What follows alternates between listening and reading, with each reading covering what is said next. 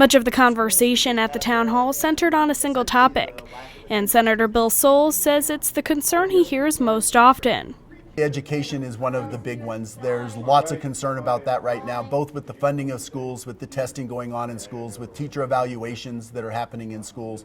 Lots and lots of concern about those. He says that even though the House is majority Republican and the Senate is majority Democrat, he still thinks they will be able to get a lot done.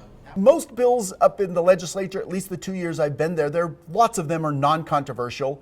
Lots of them don't deal with Democrat-Republican issues. Sometimes it's rural, urban, it's north-south, it's all kinds of other things. And many bills are things that clearly everybody agrees on.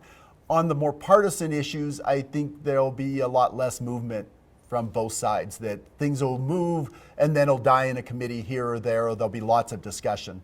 But I don't think a lot of the partisan issues are going to move very far in either direction.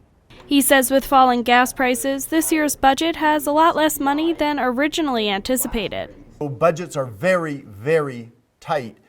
That's going to have everybody fighting over crumbs.